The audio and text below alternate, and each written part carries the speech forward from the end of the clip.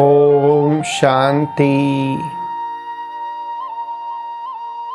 हमेशा हमें याद रखना चाहिए, कभी भी लालच के वजह से, धन के वजह से हमें अपनी जो प्रतिष्ठा है, हमारी जो ख्याति है, उसको कभी भी मिट्टी में नहीं मिलाना चाहिए। अपना जीवन का जो नैतिक मूल्य है उसको पकड़ करके रखना चाहिए।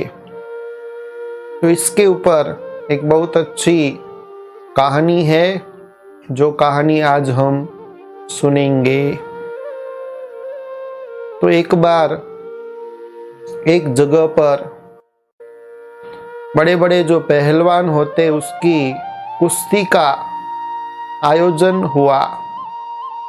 तो उस कुश्ती में भाग लेने के लिए बड़े बड़े पहलवान आए थे। उन सभी पहलवानों में एक पहलवान ऐसा था जिसको कोई भी हरा नहीं सकता।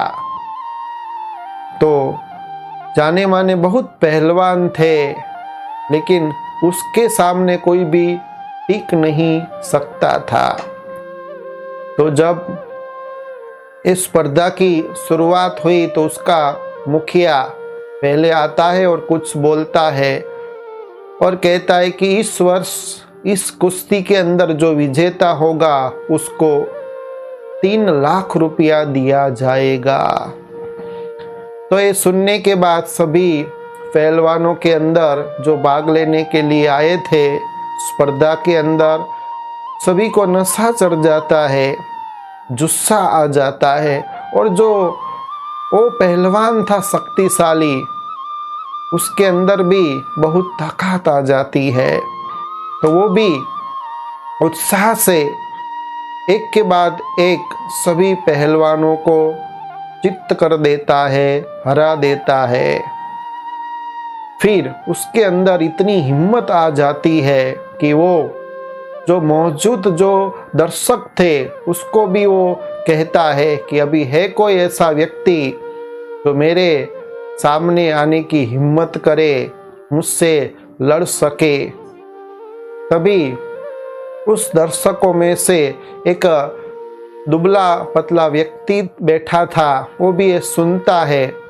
तो उस चुनौती को वो स्वीकार करता है और पहलवान के सामने कुश्ती करने का निर्णय लेता है और पहलवान के सामने आ जाता है कि मैं आपके सामने कुश्ती करूंगा।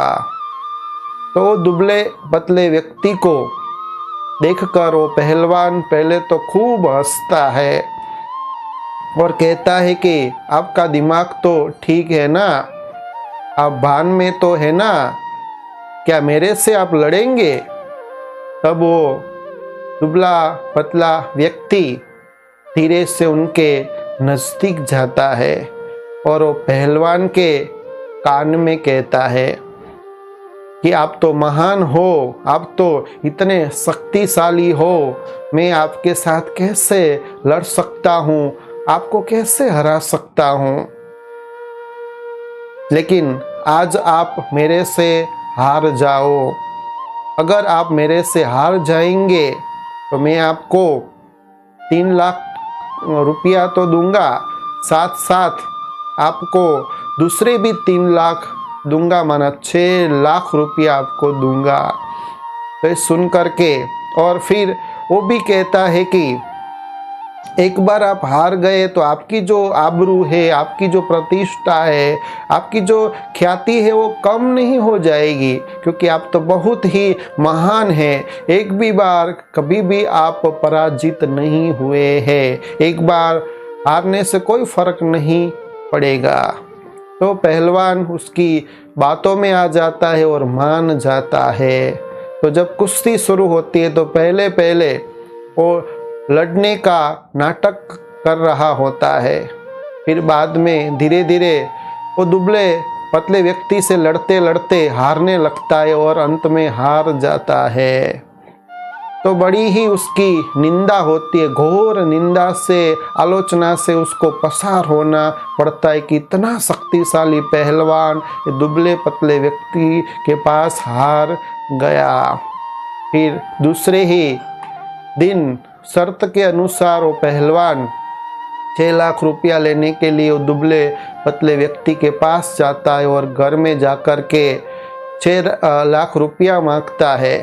तब वो दुबला पतला व्यक्ति कहता है कि कौन से 6 लाख रुपये, ये तो मैदान की बात थी। तो मैदान के अंदर, आज तो मैं मैदान में नहीं हूँ, मैदान के अंदर आप अपने दाव पेच लगा रहे थे, मैं अपना दाव पेच लगा रहा था और मैं उसमें जीत गया, तो मैं आपको 6 लाख रुपया नहीं दूंगा।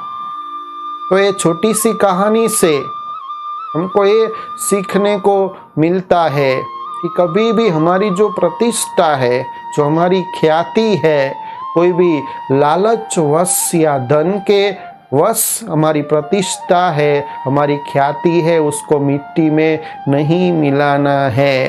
जैसे वो पहलवान के बात तो सही थी दुबले पतले व्यक्ति की कि ये अपनी दाव पेच आजमा रहा था और दुबले पतले व्यक्ति ने भी बुद्धि से दाव पेच खेला और वो जीत गया। इसलिए पहलवान भी उसको कुछ नहीं कर पाया, उसको धन भी नहीं मिला और उसकी इज्जत भी गई, उसकी ख्याति भी चली गई, फिर तो पछताना पड़ा। तो ऐसे हमेशा हम याद रखें कि किसी के भी प्रभाव में हमको जीना नहीं है।